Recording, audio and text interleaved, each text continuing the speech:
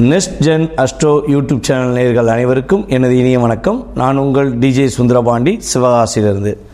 தற்போது நம்ம பார்க்க போகிற தலைப்பு என்னன்னு பார்த்தீங்கன்னா, குரு வக்ர பயிற்சி. குரு பகவான் வக்ரம் ஆகும்போது 12 ராசி நேயர்களுக்கும் என்னென்ன மாற்றங்கள் ஏற்பட போகிறது என்பதை பற்றி பார்க்க போகிறோம். ஃபஸ்ட்டு, குரு பகவான் எப்பொழுது வக்ரமாகிறார், எப்பொழுது வக்ர நிவர்த்தி ஆகிறார் என்பதை பற்றி தெரிஞ்சுக்கிடுவோம். அதாவது குரு பகவான் வந்து பார்த்தீங்கன்னா இப்போ ரிஷபராசியில் அமர்ந்திருக்கிறார்.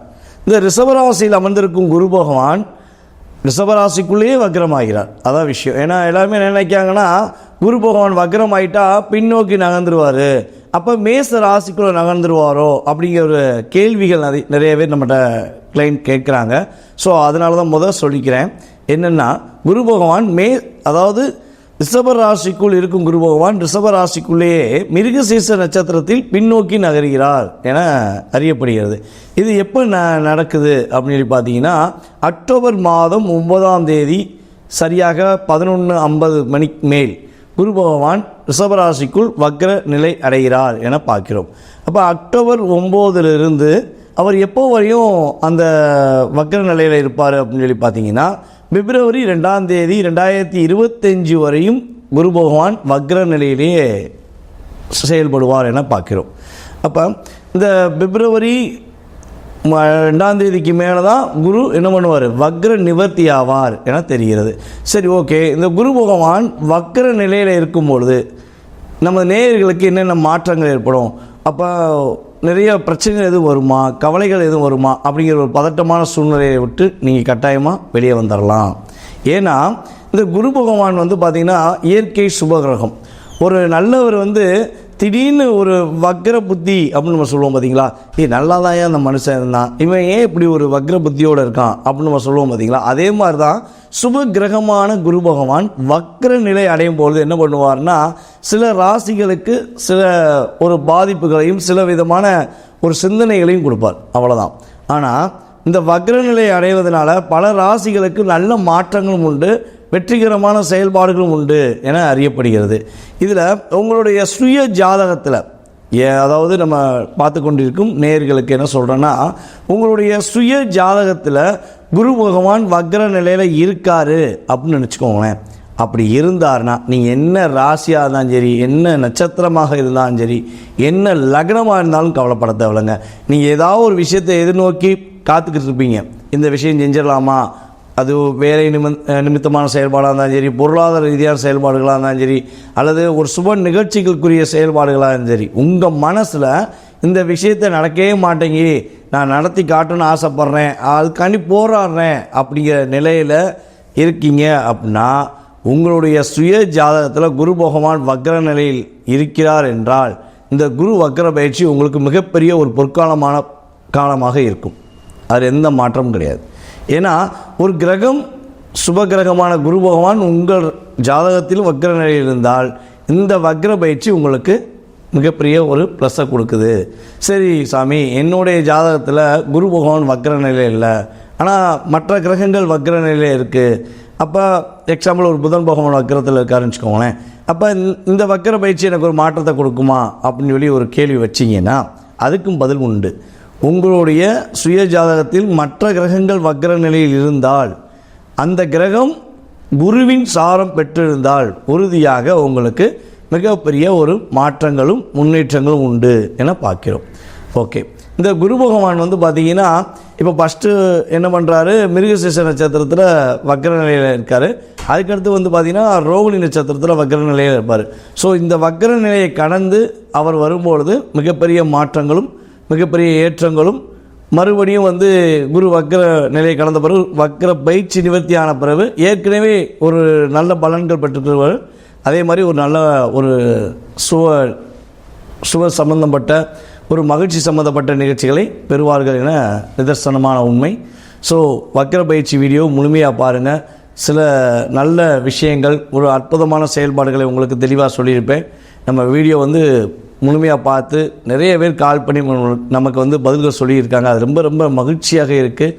ஓகே, தொடர்ந்து பார்ப்போம். தன்னுடைய மனதில் நினைத்ததை செய்து முடிக்க வேண்டும் என்ற நோக்கத்துடன் எதையும் கடந்து செய்யும் மேச ராசி அன்பர்களுக்கு குரு வக்ர பயிற்சி எப்படி இருக்க போகிறது, குரு பகவான் இந்த வக்ர பயிற்சி என்னென்ன மாற்றங்களை கொடுக்க போகிறார் அப்படின்னு சொல்லி பார்க்க போகிறோம். மேச ராசிக்கு குரு பகவான் ஸ்தானம் அப்படின்னு சொல்லி பார்க்கும்போது 9ஆம் இடம் மற்றும் 12ஆம் இடத்து அதிபதி தான் குரு பகவான். உங்கள் ராசிக்கு 9க்கும் 12க்குரியவர். அப்போ 9க்கும் 12க்குரிய குரு பகவான் தற்போது கிட்டத்தட்ட 2023 ஏப்ரல் மாதம் முதல் ரிஷபராசி, உங்கள் ராசிக்கு 2ஆம் இடமான ரிஷபராசியில் அமர்ந்திருந்தார். இப்போ என்ன பண்ணுறாருன்னா அதே ராசியில் அமர்ந்து பின்னோக்கி நகர்கிறார். இந்த பின்னோக்கி நகர்வது மூலமாக மேசராசி அன்பர்களுக்கு என்னென்ன மாற்றங்கள் ஏற்பட போகுது, என்ன விஷயங்கள்லாம் உங்களுக்கு ஒரு முன்னேற்றமான சூழ்நிலை ஏற்பட போகுது அப்படின்னு சொல்லி பார்க்க போகிறோம்.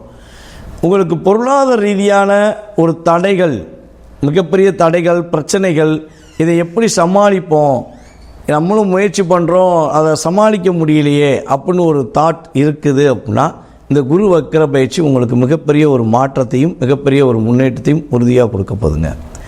ஏன்னா இந்த குரு பகவான் 2இல் அமர்ந்து வக்ர நிலை அடையும் போது ஏதாவது ஒரு இடத்துல பணம் கொடுத்து வச்சுருப்பீங்க, நம்ம கொடுத்து வச்ச பணம் வரமாட்டேங்கி எப்போ தான் வரும்னு சொல்லி ஃபீல் பண்ணிகிட்டே இருந்தீங்கன்னா குரு வக்ரம் நிலை அடைஞ்சோடனே உங்களுக்கு அந்த பணம் திரும்ப உங்கள் கையிலே வந்து சேரும். நீங்கள் கொடுத்த பணம் யார் தரமாட்டேன்னு சொன்னாங்களோ அவங்களே வந்து அண்ணன் வச்சுக்கோங்கண்ணே, உங்கள் பணத்தை நீங்கள் வச்சுக்கோங்க, நான் இப்போ எனக்கு காசு வந்துருச்சு அப்படின்னு சொல்லி கொடுக்கறதுக்கான வாய்ப்புகள் உண்டாகும். அதே போல் கொடுத்த வாக்கு, நீங்கள் கொடுத்த வாக்கை காப்பாற்றணுங்கிறக்காண்டி நிறைய முயற்சிகள் எடுத்து அதில் நிறைய சக்ஸஸ் பண்ணி வச்சுருப்பீங்க. அது தடையாகவே இருந்துச்சு அப்படின்னா அந்த தடைகள் நிவர்த்தியாகி நீங்கள் கொடுத்த வாக்குக்கான விஷயங்களை அவங்க செஞ்சு முடிப்பாங்க அப்படிங்கிறதான் நம்ம முதல்ல எடுத்துக்கணும். ஏன்னா வக்ர நிலை அப்படிங்கிறது உங்களுக்கு ஏற்கனவே நீங்கள் செய்து வச்ச செயல்பாடுகளுக்கு தடைகளை நிவர்த்தி செய்து வெற்றி கொடுப்பதற்கான ஒரு அமைப்பு தான் குரு வக்ர பயிற்சின்னு உங்களுக்கு சிறப்பான ஒரு நிலையை கொடுக்க போதுங்க. அதே போல் வந்து பார்த்திங்கன்னா இந்த குரு வக்ர பயிற்சியில் நீங்கள் ஒரு வெளி பயணங்கள், அதாவது எங்கேயாவது வெளியூர் பயணங்கள் செல்லணும் முயற்சி செஞ்சுக்கிருக்கீங்க, அல்லது வெளிநாடு பயணங்களுக்கு முயற்சி செஞ்சுக்கிருக்கீங்க, அது ஒரு தடையாகவே இருக்குது சாமி, நான் வெளியூர் போய் எப்படியாவது சம்பாரிச்சலாம் பார்க்கேன், ஆனால் உள்ளூரில் என்னால் வெளியே போக முடியல, அது போகிறதுக்கான வாய்ப்புகள் இருக்கா, அந்த தடையை நீக்கி வெளிவர முடியுமா அப்படின்னு கேட்டிங்கன்னா கட்டாயமாக இந்த குரு வக்ர பயிற்சியில் நீங்கள் வெளி மாநிலங்களுக்கு செல்வதற்கான வாய்ப்பு, அல்லது வெளிநாடுக்கு எது முயற்சிகள் எடுத்திங்கன்னா வெளிநாடு செல்வதற்கான வாய்ப்புகள்லாம் ரொம்ப அமோகமாக இருக்குது. அதே போல் பார்த்திங்கன்னா அந்த பயணங்களில் சில நேரங்களில் பார்த்திங்கன்னா மகிழ்ச்சி சார்ந்த விஷயங்கள் கொஞ்சம் அதிகமாக இருக்கும்.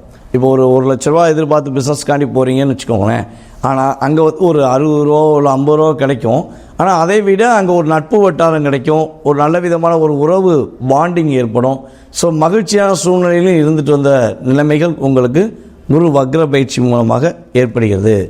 அதே போல் இன்னொரு விஷயம் என்ன பார்த்தீங்கன்னா, இந்த குரு வக்ர பயிற்சி 10ஆம் மாதம் ஆரம்பிக்குன்னு சொல்கிறோம் பார்த்தீங்களா, டிசம்பருக்கு அப்புறம் ஒரு அதிவேகமான முன்னேற்றம் உண்டு. டிசம்பருக்கு அப்புறம் ஒரு நல்ல வேகமான ஒரு செயல்பாடுகள், அதே போல் உங்களுடைய மனநிலை பார்த்திங்கன்னா ஒரு கொஞ்சம் அதிவேகமாக செயல்படக்கூடிய தன்மையெல்லாம் இயங்கும் என பார்க்கிறோம். அப்போ நீங்கள் என்ன விஷயங்களுக்காக முயற்சி எடுத்திருந்தீங்களோ அந்த முயற்சியை நீங்கள் நடத்தி வைப்பதற்கான காலகட்டமாக இருக்க போகுது அப்படிங்கிறத தெரிஞ்சுக்கிறோம். சரி, இந்த குரு வக்ர பயிற்சியில் என்னென்ன செய்யக்கூடாது அப்படின்னா, புதிய முயற்சிகள் செய்யக்கூடாது. ஏதாவது ஏற்கனவே செஞ்சு வச்ச முயற்சிகளுக்கு நீங்கள் செயல்படுத்தும் போது மாற்றம் உண்டு. புதியதாக ஒரு முயற்சி எடுக்கிறேன், புதுசாக யாருக்கா போய் வாக்கு கொடுத்துறேன், நான் முடிச்சு கொடுக்கேன், நீங்கள் கவலைப்படாதீங்க என்னால் முடியும் அப்படின்னு சொல்லி வாக்கு கொடுக்கறது, அல்லது பணத்தை கொண்டு போய் நீங்கள் போய் யாருக்காக கொடுத்துறது, இந்த பணத்தை நீங்கள் வச்சு கடன் கேட்காங்கன்னா அவங்களுக்கு நீங்கள் கடன் கொடுத்து உதவுறது, அல்லது யார்கிட்டையா கடன் வாங்கி உதவி செய்கிறது, இந்த விஷயங்களை நீங்கள் கட்டாயமாக நம்ம மேசராசி அன்பர்கள் கிட்டத்தட்ட அக்டோபர் மாதம் முதல் பிப்ரவரி மாதம் வரையும் கட்டாயமாக கடைப்பிடிக்கணுங்க. ஏன்னா உங்களுக்கு ஒரு என்ன சொல்லணும்னா வேகமும் விவேகமும் இருக்கும். அதே போல் யாருக்காவது உடனே போய் ஓடி போய் உதவி செஞ்சிருவீங்க. ஆனால் அதனால் உங்களுடைய யோசனை இல்லாமல் நீங்கள் செஞ்ச ஒரு விஷயத்தினால நீங்கள் பல கஷ்டத்தை அனுபவிச்சிருப்பீங்க. அந்த கஷ்டம்லாம் இனிமேல் நடைபெறக்கூடாது, கஷ்டப்படக்கூடாது நீங்கள் நினச்சிங்கன்னா உங்களுடைய வேலை நிமித்தமான செயல்பாடுகளுக்கு மட்டும் முக்கியத்துவம் கொடுங்க. புதிய முயற்சிகளை கிட்டத்தட்ட பார்த்திங்கன்னா இந்த அக்டோபர் முதல் பிப்ரவரி வரையும் ஸ்டாப் பண்ணி வைங்க. அதுக்கப்புறம் நீங்கள் கட்டாயமாக புதிய முயற்சிகள் தொடங்கலாம். அது தொழில் நிமித்தமான செயல்பாடாக இருக்கட்டும், அல்லது வேலை நிமித்தமான செயல்பாடுகளாகட்டும், எதுனாலும் சரி புதிய முயற்சியை கொஞ்சம் நிப்பாட்டி வைங்க அப்படிங்கிறது என்னுடைய தாழ்மையான கருத்து. ஸோ அதே போல் வந்து பார்த்திங்கன்னா சுப நிகழ்ச்சிகளுக்கு ஒரு அற்புதமான மாதம். திருமணம் சம்மந்தப்பட்ட விஷயங்களுக்கு எதுவும் முயற்சிகள் இருக்கீங்கன்னா கட்டாயமாக திருமணம் சம்மந்தப்பட்ட விஷயங்கள் நீங்கள் நடத்தி காட்டலாம். அதன் மூலமாக மிகப்பெரிய ஒரு வெற்றியும் மகிழ்ச்சியும் மேசராசிக்காரர்களுக்கு இருக்க போது. உடல் ஆரோக்கியம் சம்மந்தப்பட்ட விஷயங்களில் கொஞ்சம் கவனம் செலுத்துங்க. சுவாசம் சம்மந்தப்பட்ட விஷயங்களில் அதேபோல் கால் வலி சம்மந்தப்பட்ட கால் வலி அடிப்பாத வலி கொஞ்சம் அதிகமாக இருக்கும். ஸோ அந்த சம்மந்தப்பட்ட விஷயங்கள் எதுன்னு ஏற்படுதுன்னா அருகில் இருக்கும் மருத்துவரை உடனடியாக நாடி அதன் மூலமாக ஒரு மாற்றத்தை ஏற்படுத்தி பிரச்சனை இல்லாமல் நீங்கள் சரி செஞ்சுக்கலாம். ஓகேவா? ஸோ உடல் ஆரோக்கியம் சம்மந்தப்பட்ட விஷயங்களில் கொஞ்சம் கவனம் செலுத்தணும். அக்டோபர் மாதத்திலேருந்து பிப்ரவரி மாதம் வரையும் மேசராசிக்காரர்கள் கவனம் செலுத்த வேண்டியது மிகப்பெரிய ஒரு முக்கியமான கடமை. அதே போல் வந்து பார்த்திங்கன்னா உங்களுக்கு நீங்கள் வழிபாடு செய்ய வேண்டிய தெய்வம் அப்படின்னு பார்த்தீங்கன்னா உங்கள் அருகாமையில் இருக்கும் துர்க்கையம்மன் வழிபாடு கரெக்டாக பின்பற்றுங்கள். வெள்ளிக்கிழமை துர்க்கையம்மனை பின்பற்றுங்கள். உங்களுக்கு வரப்போகின்ற தடைகளை விலக்கி வெற்றி கொடுப்பதற்கு மிகப்பெரிய ஒரு அற்புதமான சக்தியாக துர்க்கை அம்மன் இருப்பார்கள் என்று கூறிக்கொள்கிறேன். உங்களுக்கு வெற்றிகள் கிடைக்கும் என்பது உறுதி.